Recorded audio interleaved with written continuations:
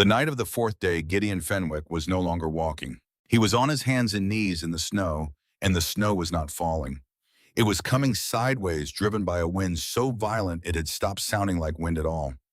It sounded like something tearing, something enormous and permanent being pulled apart at the seams. He could not see 3 feet ahead. He could not see his own hands. He could only feel the wooden post of the fence beneath his right palm, rough and solid and real, and he followed it the way a blind man follows a wall. Behind him, his son Willard had stopped crying an hour ago. That was not a good sign. Gideon knew what it meant when a child stopped crying in cold like this. It meant the cold had gone deep enough to quiet something that should never be quiet. He reached back without looking, grabbed the boy's coat, and pulled. "Don't stop," he said, and his voice was swallowed whole by the screaming air. Gideon Fenwick was 52 years old. He had built more houses in Harlan County than any man alive. He knew wood grain and joint angles and the way a roof truss distributes load across a span. He knew how to read a frame for weakness and how to set a foundation post so it would stand 100 years. He had spent 30 years in Dakota, and he had never been truly afraid of a winter. He was afraid now. The fence post gave way to another and then another. He followed them uphill without knowing where uphill was leading until his hand found something different. Not wood. Stone. A flat face of limestone, cold as iron, but solid in a way the world had stopped being since the storm began. He looked up and saw a light. 4 small flames, oil lanterns, hung at the entrance of a cave in the North Bluff, swaying in the edge of the wind but not going out. Behind them in the darkness of the rock there was warmth. There was the smell of wood smoke and hay, and something that was simply impossibly shelter. Gideon Fenwick, the best builder in Harlan County, crawled toward it on his knees. The man who had put those lanterns there, the man who had driven those fence posts into the frozen ground of the path up to North Bluff, the man who had chosen this particular hole in this particular rock as the place to build his life, was named Cresswell Dearing. 7 months earlier, Cresswell Dearing had been called the most foolish man in Dakota. He had not disagreed. July of 1883 was dry and flat and hot in a way that made the horizons shimmer like water. The land office of Harlan sat on the main street between the dry goods store and the telegraph office, and on a Tuesday morning in the first week of the month, Cresswell Dearing walked through its door with his wife Dorothea beside him and his mind already made up. The land officer that morning was Mayor Haverford Thorburn himself. Thorburn was a wide man in a wool vest that had been too tight for him for several years, and he wore his authority the way some men wear a good hat, with consciousness and pleasure. He spread the survey map across the counter without being asked. He had done this enough times to know what men wanted to see. What Cresswell Dearing wanted to see was not what Thorburn expected. Cresswell was 44 with a particular kind of quietness that comes from years of working in large landscapes. 9 years surveying for the Northern Pacific Railroad had given him a way of looking at terrain that other men did not have. He did not see land the way a farmer saw it, measuring it by what it could grow. He saw it the way water saw it, looking for where things naturally went. His finger stained faintly with surveyor's ink at the knuckle moved across the map and stopped at the parcel in the upper left corner. North Bluff. 65 hectares of limestone and scrub brush, 3 kilometers north of town, running up to a rock face that had no agricultural value, no pasture value, and a large geological formation on its southern face that the survey notation described with bureaucratic understatement as a significant cave opening. Thorburn looked at where Cresswell's finger had landed. Then he looked at Cresswell over the top of his spectacles with an expression that was not quite pity and not quite amusement, but contained elements of both. "You understand that parcel can't be plowed," Thorburn said. His voice carried, as it always did, just a little more than necessary. There were 2 men standing near the door looking at a different section of the map, and they were now listening. "You can barely graze it. The rock face makes the northern third useless for any kind of construction, and then there's the matter of the cave itself." He paused. "It's a hole in a rock, Mr. Dearing, a large hole, but a hole." Cresswell nodded. "I know what it is. You're a surveyor. I'd expect you to want something flat." "Flat land goes to the wind," Cresswell said. "I've seen what wind does to flat land in Dakota in February. I've measured the aftermath." Thorburn leaned forward slightly. What came next was not said for the benefit of the room.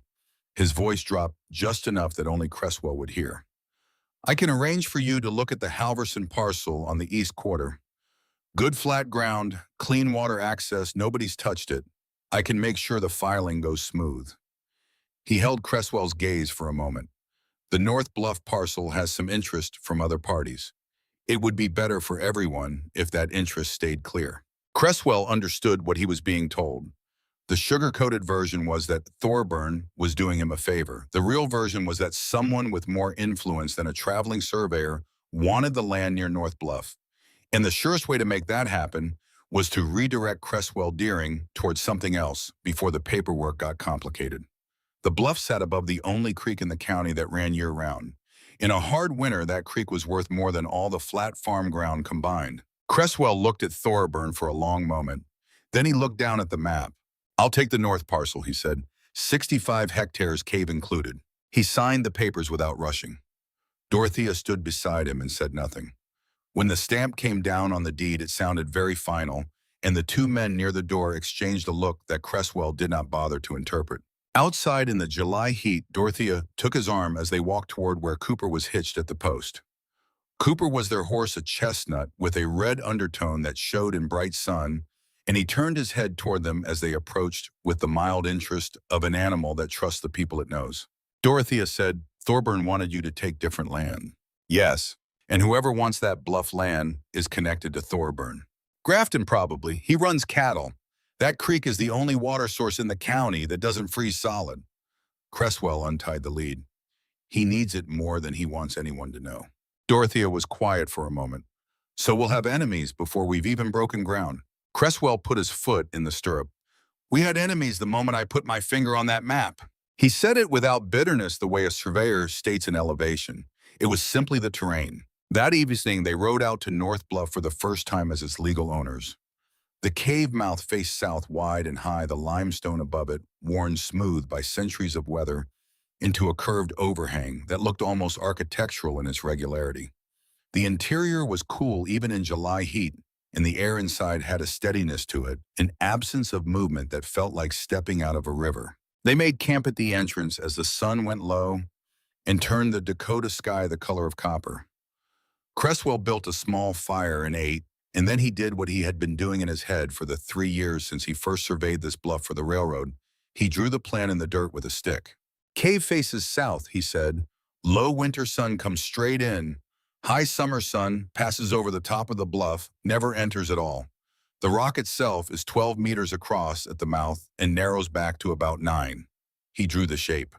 "We build a cabin 6 meters in from the entrance. That leaves a 6-meter natural porch between the outer world and the walls of the house.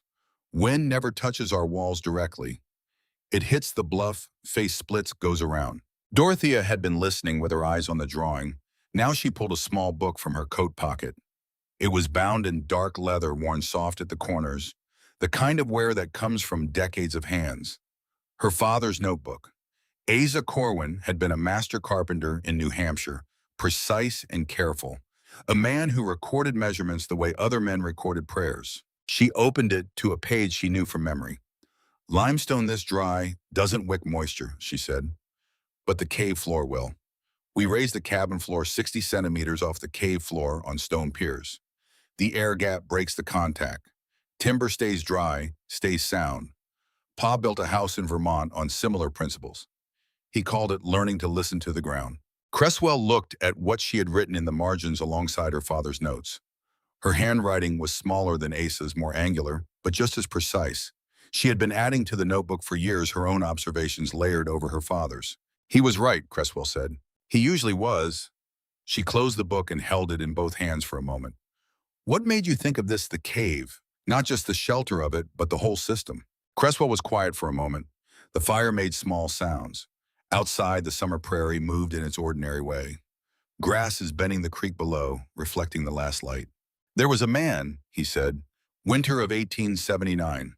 I was with a survey crew up in the Yellowstone country, and we got caught in a 3-week freeze.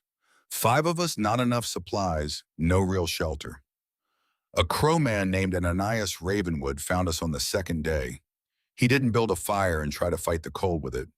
He dug into the side of a hill, just dirt and snow above us, but 6 inches of earth on every side. We stayed at something close to freezing the entire time. Outside, it was 30 below. He paused, looking at the fire rather than at Dorothea.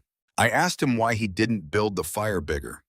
He said something I've thought about almost every day since. Cresswell picked up a pebble and turned it in his fingers.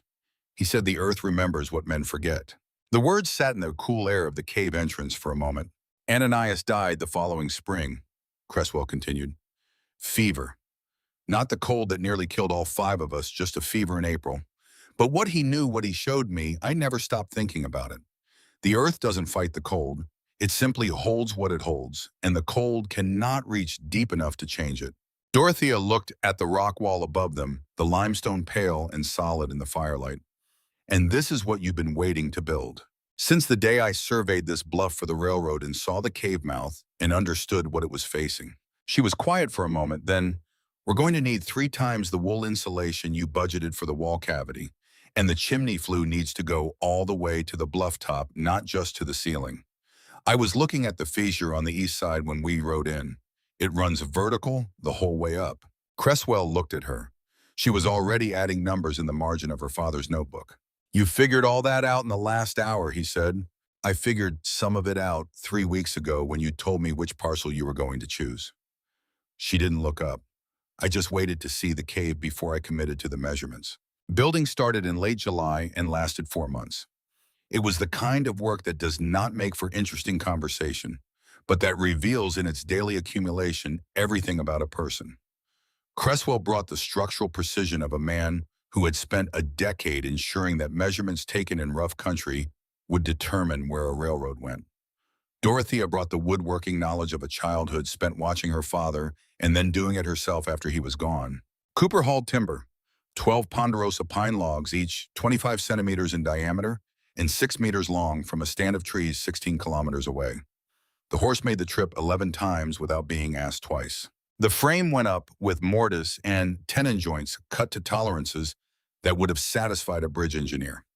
The walls were Cresswell's design double, planked with a 10-centimeter gap between the layers, that gap packed tight with raw wool bought cheap from a sheep rancher outside Harlan, who thought the whole enterprise was eccentric but was happy to move the inventory.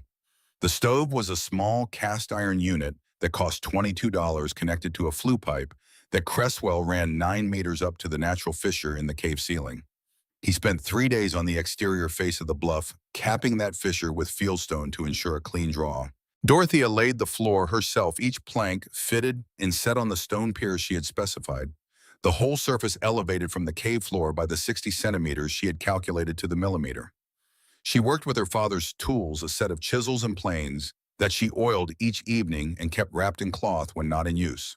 People came to watch. On Sunday afternoons through August and September, families from Harlan would ride out to North Bluff the way people rode out to see oddities, a 2-headed calf, a peculiar rock formation, something that was not quite right with the natural order.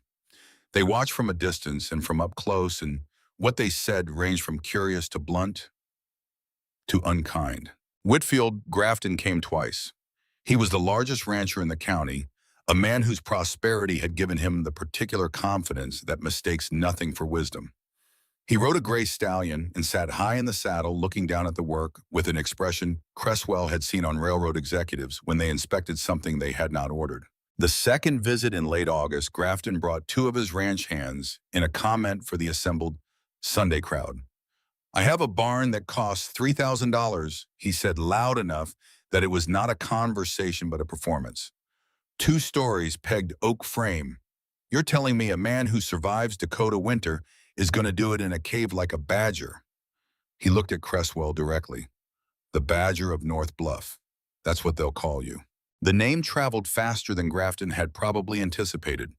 By September, children in town called the project the Badger's Burrow, and adults called it Dearing's Folly, and both names contained the same fundamental assumption that Cresswell Dearing was a man who had mistaken eccentricity for insight. Gideon Fenwick came alone on a weekday without the performance quality of Grafton's visit. He stood at the cave entrance and looked at what had been built with the professional attention of someone who actually understood what he was seeing. He was 52, broad-shouldered, with the hands of a man who had been driving nails since he was old enough to hold a hammer. He had built more structures in Harlan County than anyone, and he was in his field genuinely good. He looked at the foundation piers for a long time. Then he said, "You've set your post directly on bedrock." "Yes," Cresswell said. "There's no give. A structure needs to settle into its foundation. Setting on solid rock, you'll get differential movement, and differential movement means cracked walls and failed joints within 5 years." Cresswell started to explain the stability of bedrock against clay subsoil. Fenwick listened with the patience of a man who has heard arguments before and knows how they end. When Cresswell finished, Fenwick nodded slowly. "You might be right," and he said, "or the rock might move on you in a frost heave, and you'll lose the whole south wall." He looked at the vent pipe running up toward the ceiling fissure. "And that chimney arrangement concerns me. Running a flue through a natural crack in the rock you don't know what you're venting into could create a draft problem, could be a fire risk. The fissure goes straight to the surface. I checked it from the outside." "You checked it in summer." Fenwick put his hands in his coat pockets. "Winter changes things. I've seen it change things in ways nobody predicted." He looked at Cresswell with something that was not quite respect and not quite its opposite. "You're a surveyor, not a builder. There are things about how structures behave in Dakota winter that you learn by building them and watching them fail. I've had that education. It's not a pleasant one." He walked back down to the bluff path without another word, and Cresswell watched him go and did not have a ready answer for any of what he had said. The encounter that mattered most to Dorothea did not involve Cresswell at all. She had gone into town in mid-September for supplies, and at the general store she found herself standing 2 feet from Millicent Hartwell, who taught school in Harlan and was widely regarded as the intellectual authority of the community. Hartwell was a woman of precise opinions and the confidence to deliver them, and she had an audience that morning in the 4 women standing near the fabric bolts. "I heard Mr. Dearing has nearly finished the cave structure," Hartwell said with the tone of someone relaying information they find both accurate and unfortunate. "I'm sure Mrs. Dearing is doing her best to make the situation comfortable. Loyalty to a husband's choices, even impractical ones, is an admirable quality." Dorothea set down the sack of cornmeal she had been examining. She looked at Millicent Hartwell with an expression that was perfectly calm. "Mrs. Hartwell," she said, "I appreciate the sentiment, but I'm not in that cave out of loyalty to my husband's choices. I'm there because I designed the floor system." She picked up the cornmeal again. "The structural floor. I specified the pier height, the plank thickness, in the vapor break. If you want to discuss the merits of elevated floor construction in high humidity, stone environments, I'm happy to stay as long as you need. Otherwise, I have materials to purchase." Nobody in the store said anything for a moment. Hartwell opened her mouth and closed it again. Dorothea paid for her supplies and walked out into the September sun. She told Cresswell that evening without dramatic emphasis, just as a fact about what had happened in town. He listened and was quiet for a moment. "How did it feel?" he asked. She thought about it. "Necessary," she said. 3 weeks before they were due to move in, a letter arrived from a law office in Bismarck. The firm represented Whitfield Grafton, and the argument it made was technical and precise. A residence constructed within a natural geological formation did not constitute a lawful domicile under the terms of the Homestead Act because the primary structure of the rock had not been built by the claimant. The letter requested that the county land office review the validity of the crane filing. Mayor Thorburn called a meeting. The room at the town hall was small and official and smelled of pipe tobacco and old paper. And when Cresswell walked in, he found Grafton already seated to the right of the mayor's desk with a posture that communicated ownership of the room. The lawyer's letter was on the desk in front of Thorburn, and 2 members of the town council sat along the far wall with the expressions of men who had been told to be present without being told which way to lean. Thorburn read a summary of the objection. He was careful not to indicate his own position, which Cresswell understood was its own kind of position. Grafton looked at Cresswell across the room. He had the patience of a man who did not often need to rush toward outcomes he expected to arrive on their own. "This doesn't have to be complicated," Grafton said. His voice was conversational, almost friendly. "I need year-round water access for my cattle. That creek at the base of your bluff is the only reliable source in the county in a hard winter. You sell me the water rights at a fair price and I pull the filing objection today. Everybody goes home satisfied." Cresswell looked at Grafton for a moment. Then he said, "Mr. Grafton, I want to make sure I understand the sequence correctly. You filed a legal objection to my land claim, and now you're offering to withdraw that objection in exchange for something you want. Is that an accurate summary? Grafton said nothing. Because what that sequence sounds like, Cresswell continued, is that you used a lawyer to pressure me into a sale. And I'd like Mayor Thorburn and these two council members to understand that's what's happening in this room right now. Thorburn cleared his throat. The council members looked at the wall. Grafton stood. His jaw was set in a way that meant he had calculated the cost of continuing and found it too high for today. Think it over, he said to Cresswell. Then he walked out, which left Thorburn with a room full of people and nothing resolved. The filing objection was reviewed by a district judge 6 weeks later. The judge wrote 4 sentences, noted that the petitioner had not demonstrated specific harm, and declined to act. Grafton withdrew the complaint without comment. When Cresswell told Dorothea she was mixing plaster for the final interior wall and did not stop. He'll find another way, she said. They moved into the cave home on the 1st of October. Within a week, the benefits were visible in ways that required no special knowledge to understand. While the last of Harlan's autumn heat wave pressed down on the town and people fanned themselves on their porches through the unseasonable warmth, the cabin inside North Bluff maintained a temperature that required a light jacket in the morning and nothing at all by afternoon. The small stove, lit for an hour at 6, heated the space and stayed warm until well past noon. Cooper lived in the stalls they had built along the inner cave wall. He ate well and moved easily and had the calm manner of an animal whose basic conditions are consistently met. Cresswell watched him with the attention of a man who has learned to read animal behavior as a data source. The neighbors watched for other reasons. Bets had been placed in the saloon on how long the Dearings would last, and the consensus had not given them past December. When December came and the cabin was warm and the woodpile had barely moved and Dorothea was cataloging her root cellar vegetables with the satisfaction of someone whose calculations had proven correct, the bets were quietly allowed to expire without being paid. Cresswell wrote in his surveyor's notebook each morning date, outside temperature, inside temperature, wood consumed. The numbers told a story he did not share with anyone in town, not out of secrecy, but because he understood that numbers do not change minds that have already been made up. The story would be told another way in a season that did not allow for argument. January arrived and the temperatures began their serious business.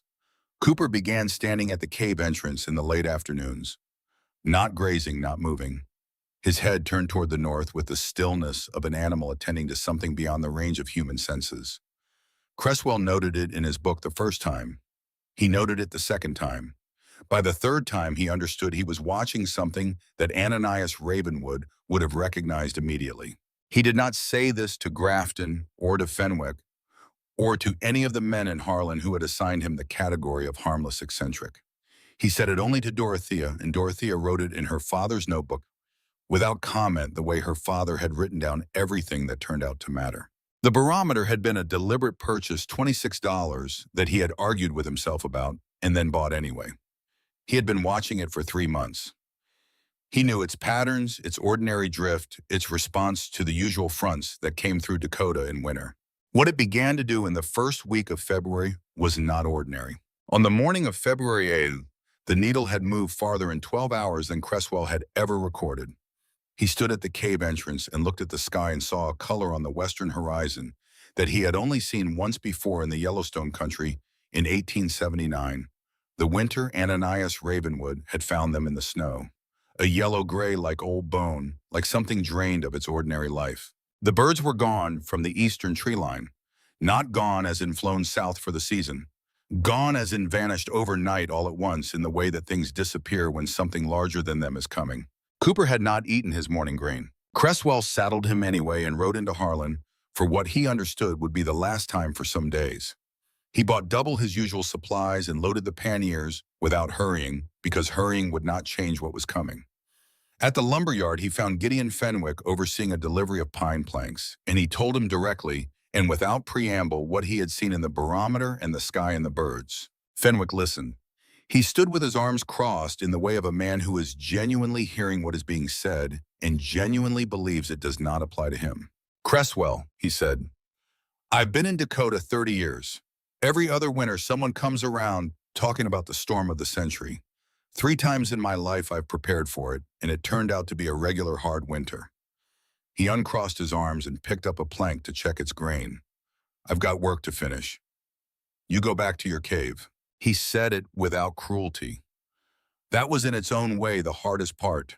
Fenwick was not dismissing Cresswell out of arrogance.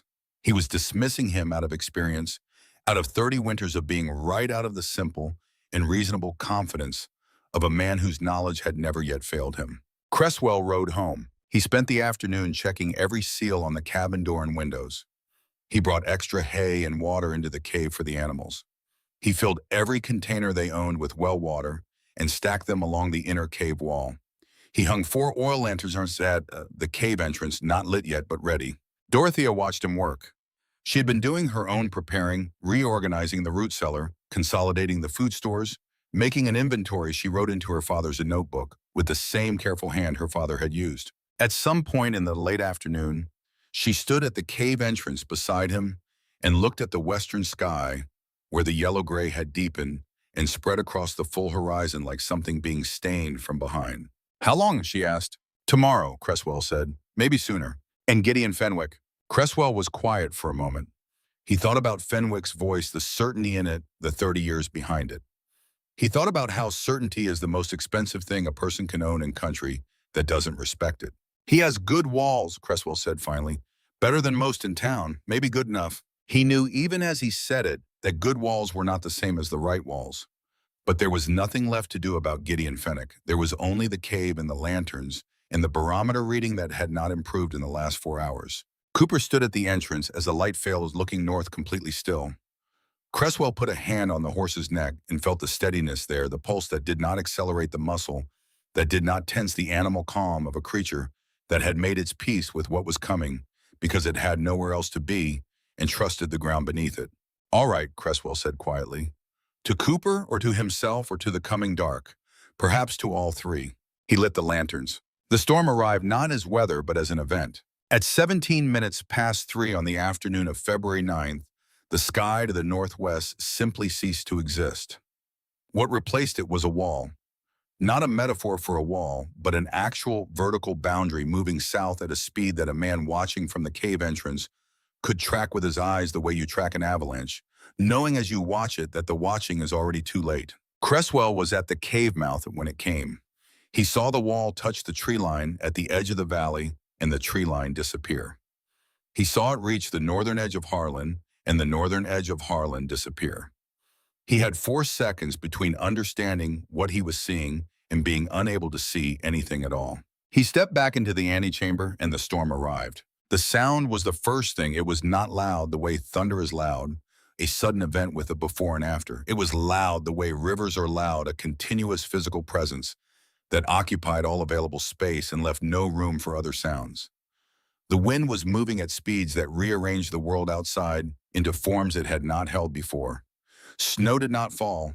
It moved horizontally, driven with a force that made it indistinguishable from the wind itself. Inside the cave, the storm was a muffled vibration, a low, continuous pressure against the ears. Present but contained the way a river heard from inside a stone building is present but contained. Dorothea was already at the stove. She had built the fire to a moderate level, not high, not extravagant. The cave would hold what heat they made. Burning too much wood in the first hours was a decision that would be paid for in the final days, and Dorothea was the kind of person who calculates final days first. The temperature outside dropped 22 degrees in the first 20 minutes. Inside the cabin, it rose 2 degrees as the stove found its rhythm, and then it held. That first night after Dorothea had settled into sleep, and the storm outside had found its register and locked into it, Cresswell sat alone by the small light of the stove's air vent and did something he had not expected to do. He doubted, not the structure. The structure was performing exactly as designed. The thermometer on the wall read 17 degrees, and outside the wind was doing things to the valley that he did not want to calculate. The structure was not the problem. The problem was the rest of it, the 12 containers of water along the inner wall. He had filled them from the well the day before, but the pipe from the well to the cave entrance, an afterthought. A convenience ran shallow through soil that would freeze in temperatures like this. If the pipe froze and they needed more water than the 12 containers held, they would be melting snow, which was possible but slower, which mattered if more people came. If more people came, He had built the fence line. He had hung the lanterns. He had done those things not from certainty, but from the understanding that a man who has prepared for a thing and does not make that preparation visible to others has prepared only for himself. But he did not know if the lanterns were visible in this. He did not know if the fence posts he had driven into the frozen earth along the bluff path were tall enough to show above the drifts that were forming. He did not know in the most fundamental sense if there was anyone left out there to see them. He stood and went to the animal stalls. Cooper was standing with his eyes half closed, his breathing regular and deep, his weight balanced in the way of an animal that is completely comfortable in its surroundings. The milk cow was lying down. The two goats were pressed together in the corner with the practical efficiency of creatures that understand shared warmth without requiring instruction. Cresswell put his hand on Cooper's neck. The horse did not stir. His pulse was slow and even under the warm skin. Standing there in the dark with his hand on the horse's neck, Cresswell thought of Ananias Ravenwood lying on the floor of the earthen shelter in the Yellowstone country in 30 below zero, sleeping, as though the temperature were a matter of complete indifference. He thought of what Ananias had said when Cresswell had asked him in the morning of the third day whether he was ever afraid in weather like that. Ananias had looked at him with the mild attention of someone being asked about something he has not thought about in a while because it has stopped being relevant. The earth remembers what men forget, he had said. I sleep where the earth is doing the remembering. Cresswell took his hand off Cooper's neck and went back to the cabin and sat down, and after a while he slept. The second day, the storm did not relent and did not vary. It was simply present, continuous, absolute. Cresswell made a circuit of the cave's systems every 4 hours, checking the flue draw at the stove, checking the water containers, checking the animals standing at the cave mouth for 30 seconds to look at the lanterns, which were burning but barely visible beyond the antechamber. He kept the log in his surveyor's book. He did not write about doubt. He wrote temperatures and wood consumption and water levels. Dorothea found the water problem on the morning of the second day before he told her about it. She had gone to draw water from the pipe and found it dry, and she stood for a moment with the empty bucket in her hand and then set it down and began moving the large cooking pot to the cave entrance where the snow was accessible. We have enough in the containers for 4 days if it's just us, she said. Less if we have guests. We might have guests. I know. She looked at the pot. Snow is slower, but it works. We should start now and build the reserve. She did not say anything about the fact that the pipe had frozen, which Cresswell had known was possible and had not been able to fully prevent. She simply moved to the solution. This was, he had come to understand in 17 years of marriage, one of Dorothea's most complete qualities. She had a very short interval between recognizing a problem and beginning to address it, and almost no interval at all between recognizing a problem and assigning blame for it. On the afternoon of the third day, Cresswell heard something. He was in the antechamber checking the lanterns when he thought he heard beneath the constant register of the storm a sound that did not belong to the storm. He stood very still and listened. The wind was doing too many things at once to be certain of anything. He went to the cave mouth and looked out into the white and saw nothing and heard the sound again, or thought he did, or thought he might have. He went back inside and said nothing to Dorothea.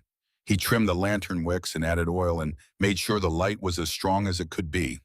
Then he went back to the cabin and added a single log to the stove, not because the temperature required it, but because a warmer fire makes a warmer light, and a warmer light carries farther. Dorothea looked at the stove and then at him.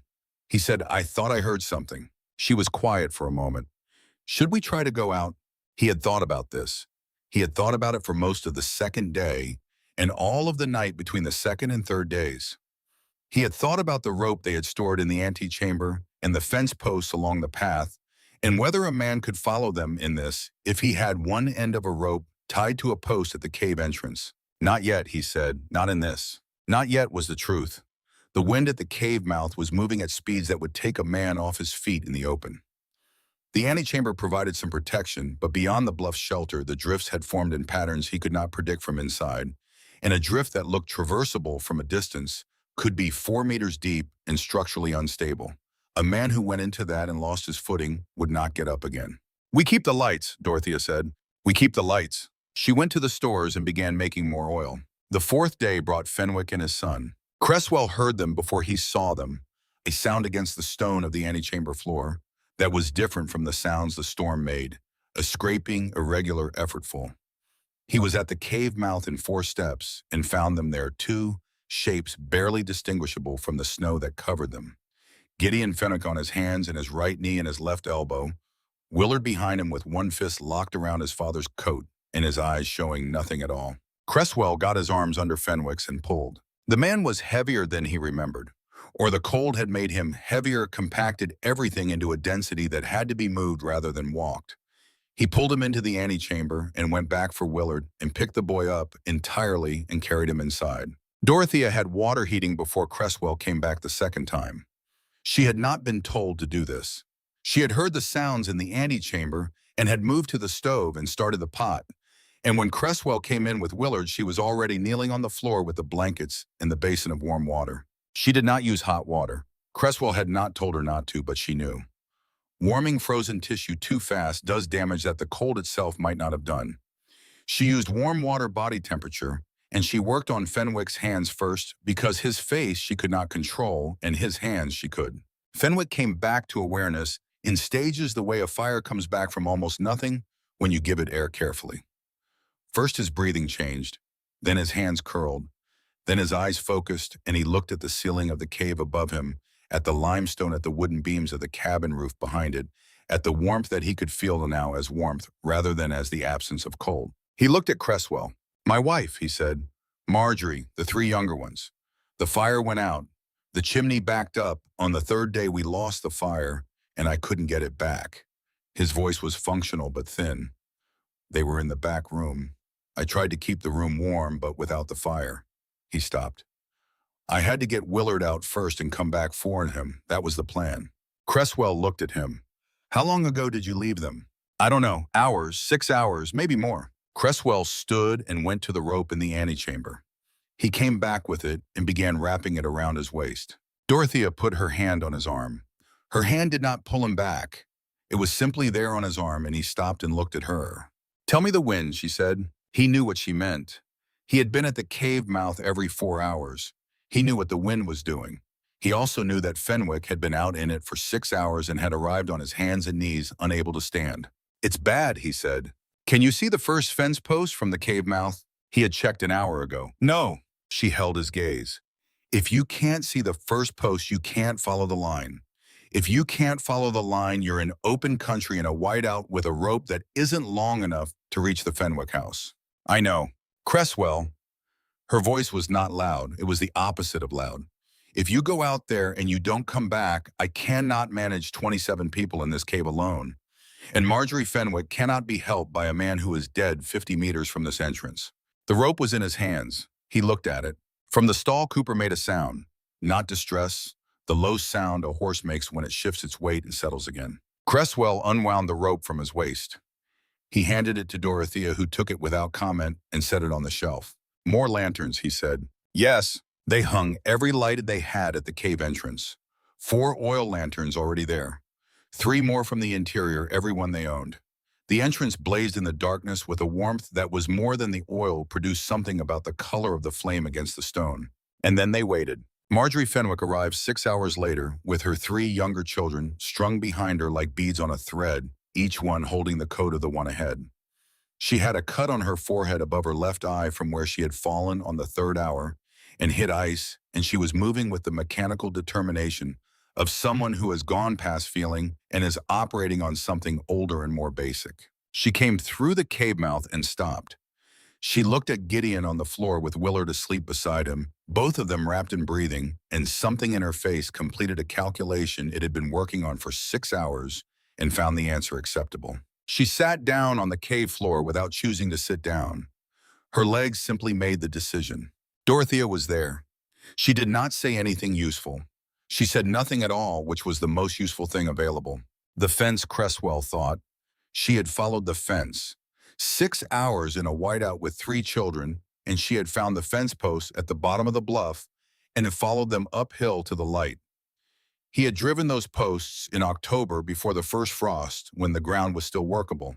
He had not known then why he was doing it, not precisely. He had known that a path marked in good weather is a path usable in bad weather, and that a path usable in bad weather is the difference between a shelter and a fortress. You do not want a fortress when people need to get in. Mayor Haverford Thorburn arrived the following day alone. He came through the cave mouth with the particular dignity of a man who has used all his dignity getting there and has almost none left for arrival. His face showed the white patches on the cheekbones and nose that meant he had been out long enough for the cold to make its mark.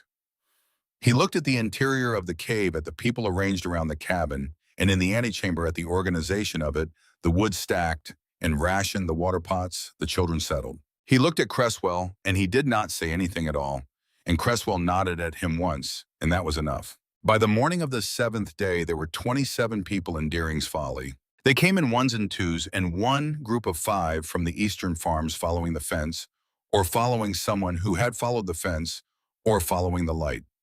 Millicent Hartwell came on the 5th day with 3 of her students, having spent 4 days in the back bedroom of her house with a crock of dried beans and enough presence of mind to know that her situation was not improving. Whitfield Grafton came on the 6th day without his gray stallion, which had not survived the first night. He came through the entrance and stopped and looked at Cresswell with the particular expression of a man confronting evidence. He has been wrong about something he was very certain of. He did not say anything. He went to the far corner of the antechamber and sat with his back against the stone and looked at the opposite wall. Cresswell let him sit. Managing 27 people in a space built for 2 required a different kind of precision than the precision he had used to build the space. This was the precision of resource and time. Dorothea had already begun the rationing before the last people arrived, laying out the logic of it with the same clarity she brought to floor plans. Food for 8 days if they were careful. Water from the snow pots, which required continuous tending. Wood for 6 days at current consumption, longer if they held to the level she specified. Ellsworth Pendergast, the man from the eastern farm, was young and capable and had spent the journey to the bluff expending energy he needed to conserve. Cresswell put him on the snow collection detail, and he did it without complaint. Fenwick by the 6th day was recovered enough to be useful, and Cresswell put him on the wood management, which was the right assignment because Fenwick understood structural things, and wood is a structural problem when it is also the difference between warmth and its absence. On the 6th night, a man named Ellsworth Pendergast added wood to the stove without asking. Cresswell caught it. He did not raise his voice. He did not make it a public moment. He went to Pendergast and told him quietly that the stove level was set for a reason, and changing it without coordination would affect the next 3 days in ways that would be difficult to recover from. Pendergast looked at him with the expression of a man who has been cold for 6 days and objects to being managed about warmth. "I'm cold," Pendergast said. "I know," Cresswell said. "We all are. That's why we need the wood to last." There was a moment. Then Pendergast nodded and stepped back from the stove. Dorothea from across the cabin had watched all of this. She did not say anything. On the 7th night, a child developed a fever. It was the youngest of the group, 4 years old, the son of a family named Prescott, from the western edge of the county, who had arrived on the 5th day and said very little since. The boy's name was Thomas, and he had been quiet for the last 2 days in the way that children are quiet when something is happening inside them that takes all the available energy. Dorothea found the fever in the early evening when she was doing her check of the children. She did not announce it. She went to the stores and found what she needed, brought the water temperature up to a specific level by feel, and began the management of it with the patient attention of a woman who had spent a childhood watching her father apply precision to problems that seemed to resist it. She worked through the night. Cresswell woke at some point and saw her in the lamplight, sitting beside the boy's bedroll with her father's notebook open on her knee, checking something, and then looking at the boy, and then checking something again. He watched her for a moment and then looked away because there was nothing to do, and watching her do it was not helping. The boy's fever broke at some point before dawn. Dorothea, sitting against the cave wall with her father's notebook still in her lap and her eyes closed, had fallen asleep in the moment the crisis resolved. Which is the way the body takes what it is owed as soon as it calculates that the emergency allows it. Cresswell took the notebook from her lap carefully and set it on the shelf. He put another blanket over her shoulders. She did not wake. The 8th morning came without announcement. When the silence came, it came all at once. One moment the world was a screaming white void, and the next it was simply over. No gradual fading, no softening of the wind into something manageable. The storm stopped the way a held breath finally releases all at once, completely leaving behind a silence so total it had physical weight.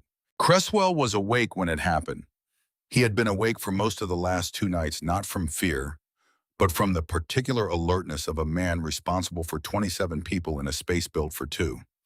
He heard the change before he understood it, a shift in the quality of the dark, a new absence where sound had been constant for 7 days.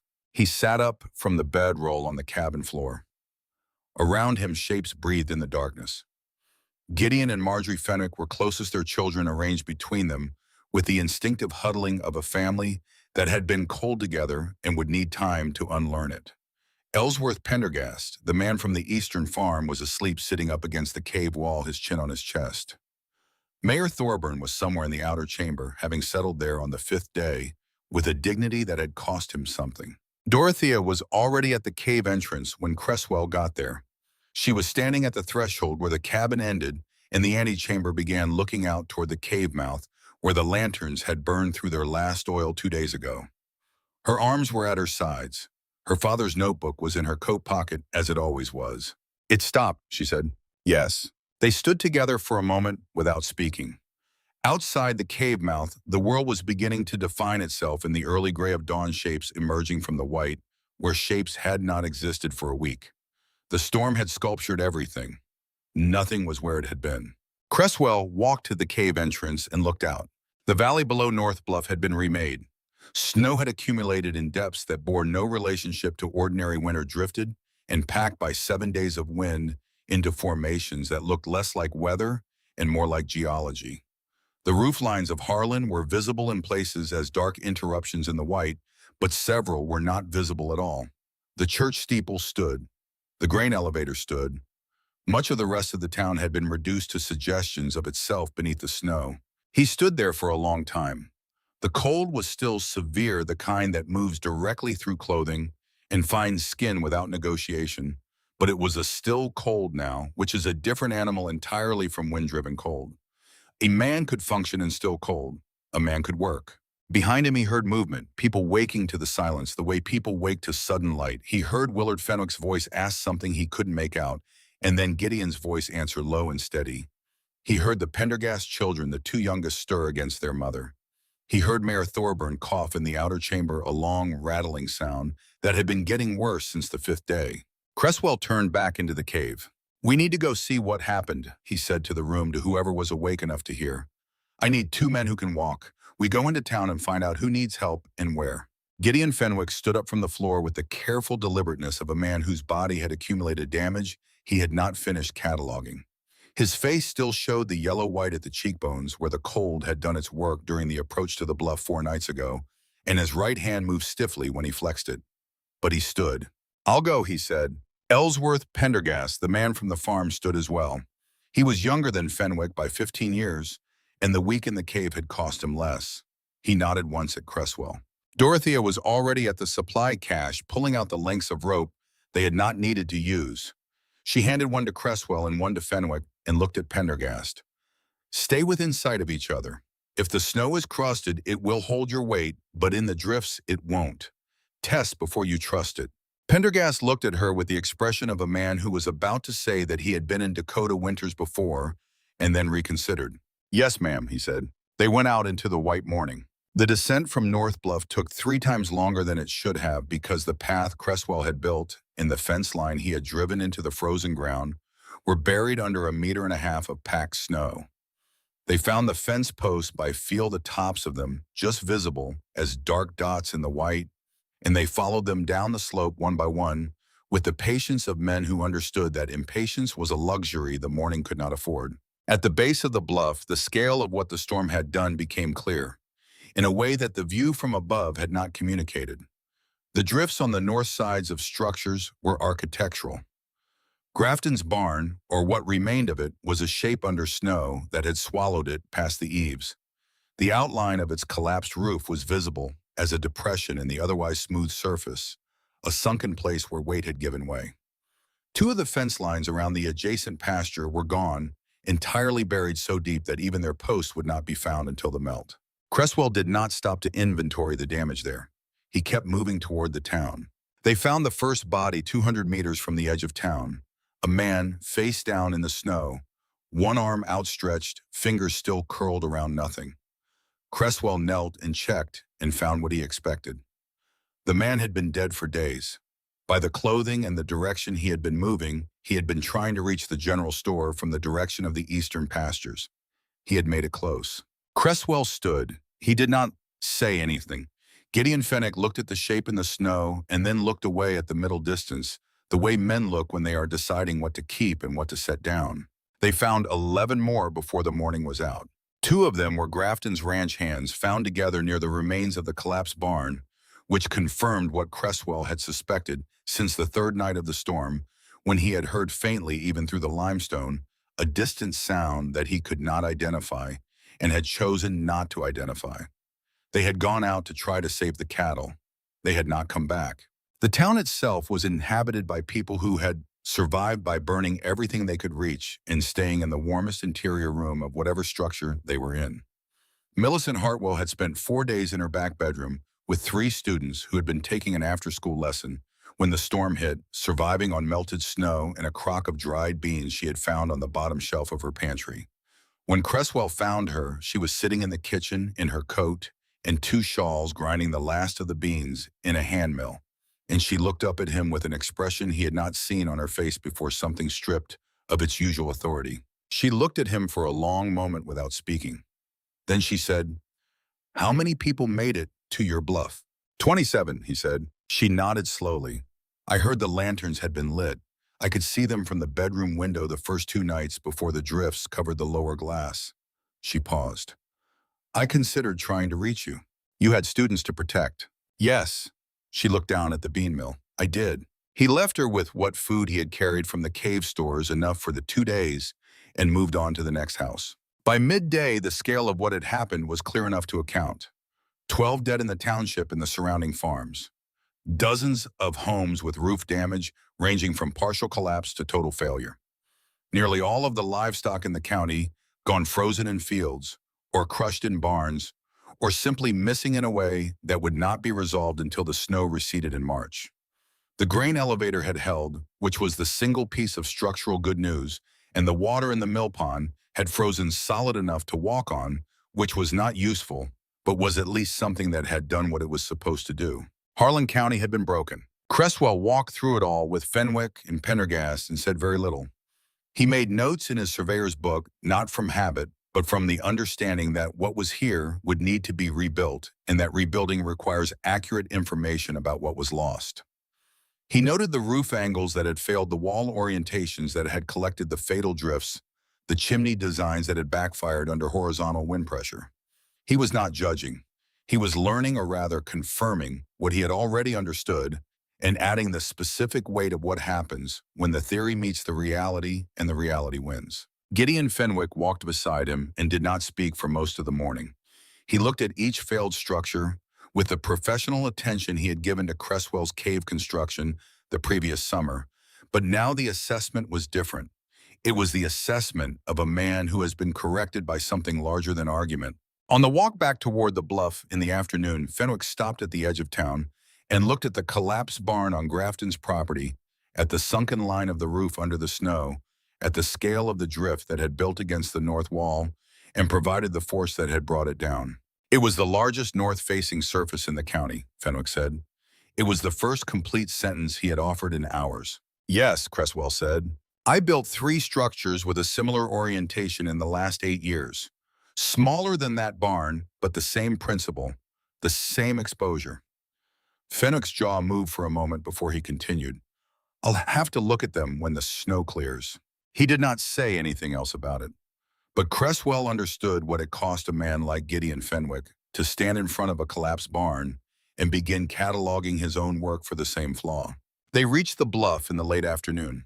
Dorothea had organized the interior of the cave in their absence with the efficiency of someone who had been waiting for a practical problem to solve.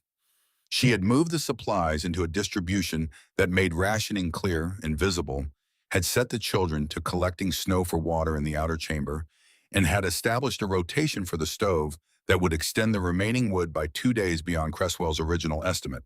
When she saw the expression on the faces of the 3 men who had come back from town, she did not ask immediately what they had found. She waited until the children were occupied and the adults were seated, and she had put something hot into everyone's hands. Then she looked at Cresswell and asked with her eyes. 12, he said quietly. She held his gaze for a moment. Then she closed her father's notebook, which she had been adding to, and set it on the shelf above the stove. Whitfield Grafton came to the cave on the morning of the second day after the storm alone. He came without his lawyer, without his ranch hands, without the gray stallion, which was dead. He walked up the bluff path on foot, wearing a coat that had been good quality before the week and was still structurally intact, but had acquired the look of something that had been through an experience. His face was thinner than it had been in July. His eyes were different in a way that is difficult to name, but that anyone who has watched a man confront a cost he cannot pay would recognize immediately. He stood at the cave entrance and looked in at the people still sheltering there, at the cabin in the rock at Dorothea moving between the families, with the quiet authority of someone managing a situation she had prepared for. Then he looked at Cresswell. Cresswell, he said. He had not used Cresswell's first name before. It had always been Crane or nothing at all. Mr. Grafton. Grafton was quiet for a moment. He looked at the limestone arch above the cave mouth, at the way the rock curved overhead, with the indifference of something that had been there for 10,000 years and would be there for 10,000 more. I pulled the legal complaint in November, he said. Not because I thought I'd lose. I pulled it because I drove past this bluff one afternoon and I saw you building a fence line along the path up to the entrance. He stopped.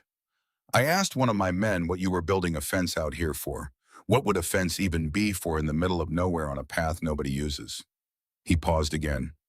He said he didn't know, so I stopped, and I watched for a while, and I realized you were building it along the path so that someone could follow it in bad visibility, so that someone who couldn't see could still find their way. The morning air was cold and very still. Somewhere below in the valley, a sound carried up the first sound of the town beginning to move again. Someone with an axe working at something frozen. I knew then that you weren't just building for yourself, Grafton said. A man who builds for himself builds a fence to keep people out. You built one to let them in. He looked at Cresswell steadily. I still needed that water access. I still need it. But I understood something that morning that I should have understood earlier, which is that the kind of man who thinks that way is not the kind of man I should have been fighting. Cresswell said, the creek is still there. We can come to terms on the water rights when you're ready. I've never wanted to keep you from your cattle. Something shifted in Grafton's face. It was not a large movement. It was the very small, very controlled expression of a man releasing something he has been holding at significant cost. I'll send someone when I'm ready, he said. He walked back down the bluff without looking back, and Cresswell watched him go and understood that what had just happened was not a reconciliation. It was a recognition. Two men acknowledging a truth that the storm had settled between them without requiring their agreement. Gideon Fenwick came to him privately 3 days after the storm ended, when the others had begun the slow process of returning to their homes, and the cave was quieting toward its ordinary occupation of 2 people and a horse in the company of stone. He did not ask permission. He simply came to where Cresswell was working, repairing the stall wall that 27 people and their combined nervous energy had stressed over 7 days, and he stood for a moment watching. Then he took out a small notebook from his coat pocket, a working notebook, the kind a builder carries for measurements and supply lists, and he began doing something Cresswell had not expected. He began measuring. He measured the distance from the cabin wall to the cave mouth. He measured the height of the antechamber ceiling. He knelt and put his hand on the cave floor and then on the cabin floor and registered the difference. He found a gap between 2 wall planks and examined the wool insulation visible inside it. He went to the stove and looked at the flue pipe and traced it with his eyes up to where it disappeared into the ceiling fissure. He did all of this without asking questions, which was the thing that distinguished it from curiosity. Cresswell kept working and let him look. Finally, Fenwick put his notebook away and stood with his hands in his pockets and looked at the wall of the cabin, the double planking, the perfect fit of the joints, the way the entire structure settled into the cave's embrace rather than fighting it. I told you that you'd get cracked walls within 5 years, Fenwick said, setting on bedrock with no give. You did. Fenwick looked at the foundation piers. I was wrong about that. The bedrock absorbed the frost differently than I calculated. No movement at all. He looked at Cresswell. I've been building houses for 30 years, and I was wrong about the foundation behavior. He said it flatly without drama, the way a builder states a load calculation. Wrong was wrong. It did not require decoration. You were working from everything you knew, Cresswell said. So were you. Fenwick paused. What I knew wasn't enough for this particular situation. What you knew was. He opened his notebook again and took out a pencil. I want to understand the wall cavity dimensions, the R value of the wool at that thickness in these temperatures. I'm not asking you to teach me, I'm asking you to confirm what I've measured so I don't build it wrong when I use it. Cresswell put down his tools. They spent 2 hours in the cave going over details that Cresswell had spent 3 years working out, and Fenwick asked the questions of a man who was not looking for validation but for accuracy. He pushed back twice on Cresswell's stated measurements, checked them himself with his own rule, and found them correct both times. He wrote everything in his notebook with a precision that would have satisfied Asa Corwin. At the end, Fenwick closed the notebook and stood. He looked at the cave around them, at the limestone walls at the cabin fitted inside the rock, like something that had always belonged there. My wife told me something the night we arrived here, he said. I haven't told you this. She walked in from the bluff, and she saw me sitting on the bedroll by the stove, and the first thing she said before she said anything about the children, or about the storm, or about what we'd been through, was we should have listened to him. He paused. She's a woman who is careful with words. She doesn't say things she doesn't mean. Cresswell looked at him. I know, Fenwick said before Cresswell could respond to something Cresswell had not said. There's no fixing what I didn't do. I had your warning and I made my choice. But I want you to know that Marjorie said that, and I think she was right, and I'm going to spend whatever years I have left building things that cooperate with the ground they sit on instead of just trying to hold against it. He offered his hand. Cresswell shook it. Neither man said anything further, which was correct. Millicent Hartwell did not come to the cave. What she did instead was quieter and in some ways more permanent. She wrote a piece for the Harlan County Weekly, 2 columns on the front page below the fold, under the title On Practical Wisdom. The piece did not mention Cresswell Dearing by name. It did not mention the cave or the bluff or the storm's particulars. It was on its surface a philosophical essay about the difference between book learning and observational knowledge, between inherited certainty and tested understanding. Anyone who had not spent the last 7 months watching what Cresswell and Dorothea Dearing had built and what the storm had proven might have read it as an abstract intellectual argument. Everyone in Harlan County understood exactly what it was about. Dorothea read it the day it was published, sitting at the table in the cave cabin, with the morning light coming in through the south-facing entrance at exactly the low angle that Cresswell had promised her it would come in during winter, warm and horizontal and useful. She read it twice. She did not comment on it to Cresswell. She did not leave it on the table. She took it to the shelf above the stove where her father's notebook lived, and she opened the notebook to the back cover, and she folded the newspaper piece and tucked it inside. She had not told Cresswell about this. She had not told him that when she opened the back cover to store the clipping, she found something written there in her father's hand that she had not noticed before, a note in the very last inch of space at the bottom of the final page, added at some point near the end of his life when there was no more room anywhere else. It said only the best structures are the ones that know what they're part of. She stood at the shelf for a long moment with the notebook in her hands. Outside through the cave mouth, the February sun was doing exactly what Cresswell had drawn in the dirt 7 months ago on the night they first camped here. It came in low and warm and reached all the way to the back wall of the antechamber, and the limestone held it the way limestone holds everything, without drama, without hurry, for exactly as long as it needed to.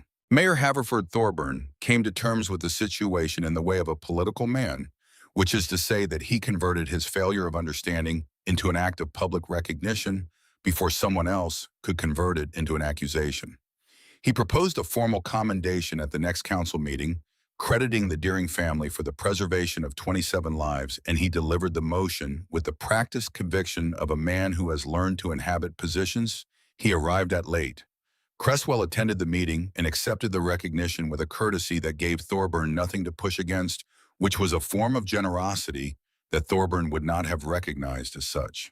The town of Harlan rebuilt slowly through the rest of that winter and into the spring. Fenwick led much of it, and the structures that went up in those months were different from the ones that had stood before the storm. Not all of them were caves. There were no other caves available. But there were hillside dugouts where the slope allowed it with banked earth against the north walls and roof lines that presented the smallest possible face to the prevailing wind. There were buildings with double walls and protected entries with chimneys that drew properly regardless of wind direction, with foundation work that considered what the ground was doing rather than only what the builder wanted from it. Fenwick put a note on each design principles derived from the Deering structure North Bluff. Baxter Tolbert, the old blacksmith who had stood at the cave entrance in January and said only that Cooper's instincts had some logic to them, was the first person in town to begin rebuilding. He came to Cresswell in March with a simple sketch of a hillside position he had identified on his property, a south-facing slope with an earthen bank already in place from a previous owner's failed attempt at a root cellar. He wanted Cresswell to look at the sketch and tell him if the orientation was right. Cresswell looked at it for about 30 seconds. "Move the entrance 18 degrees east," he said. "You'll get better morning light in January when the sun is lowest, and the bank on the northwest side will give you wind protection where you need it most." He handed the sketch back. "Everything else looks sound." Tolbert nodded. He folded the sketch and put it in his pocket. "I told 3 people in this town back in October that your horse had better judgment than the town council," he said. "None of them believed me. I should have made it 4. Spring came the way it always does in Dakota, grudgingly, and then all at once. The snow retreated from the valley floor before it retreated from the north faces, and for 3 weeks Harlan sat in the mud that was the accumulated consequence of everything winter had deposited and spring had not yet absorbed. The creek ran fast and clean, and Cresswell stood at the bank one morning in April and watched it and thought about water rights and the conversation he had not yet had with Grafton, and then thought about it no longer because there was too much else to do. Dorothea was in the cave cataloging what remained in the root cellar against what they would need to order to resupply it before autumn. She did this with the same methodical attention she gave everything adding numbers in her father's notebook, in the column she had started after the storm, a column that tracked not just their own stores, but what the town had needed and what had run out first and what had lasted longer than expected. The notebook was getting thick with her additions. In some sections, hers had overtaken her father's. One morning in late April, she called to Cresswell from the cave entrance. He was below the bluff, working on the fence line, replacing posts that the storm had damaged. He heard her voice and climbed back up. She was crouched in the cave mouth, looking at something in the limestone. He came and crouched beside her. There was a nest in the rock tucked into a natural recess just above the level of the doorframe, in a spot so sheltered by the cave's overhang that it was essentially inside the entrance. Small, carefully built dried grass and a few threads of wool that had apparently come loose from the exterior wall planking. 2 birds, brown and quick, moving in and out with the busy purpose of something that had made a decision and was acting on it. Dorothea watched them for a moment. They weren't here before the storm. No, they found it this spring. Cresswell looked at the nest, at the limestone arch above it, at the way the overhang created the same sheltered orientation for the birds that the cave created for the cabin, the same principle at a different scale, the same understanding that what the earth offers is more permanent than what men erect against it. He thought of Ananias Ravenwood, who had known this in his bones and had explained it in 7 words, and who had been dead for 4 years without knowing that those 7 words had led to a limestone cave in Dakota and 27 people alive who would not have been. He put his hand on the rock beside the nest, not touching it, just near it, the way he had put his hand on Cooper's neck in the dark on the first night of the storm. Dorothea looked at him. "The earth remembers," she said, not as a question, not as a tribute to Ananias exactly. As an observation, the kind her father would have made, the kind she had been making her whole life, precise and grounded and requiring no further elaboration. "Yes," Cresswell said. They stayed crouched together at the entrance of the cave for another few minutes, watching the birds work. The morning sun came in at the angle it always came in at this time of year, warming the limestone, warming the air of the antechamber, doing what the rock had always done and would continue doing long after the cabin inside it had weathered back to wood and the names of the people who built it had passed out of living memory. Cooper came to the entrance on his own and stood beside them, looking out at the valley below where Harlan was visible in the middle distance, smaller and quieter than it had been in October, but present. Still there, rebuilding in the particular stubborn way of places that have been broken by something they did not understand and have decided to understand it now. Cresswell stood, Dorothea stood beside him. They looked at the valley together for a moment without speaking. Then Dorothea went back inside to finish the inventory because there was work to do, and the work was how you showed that you understood what you had been given. Cresswell went back down the slope to the fence posts. Cooper stayed at the entrance a little longer, looking north at a sky that was clear and still, and offered nothing to be afraid of.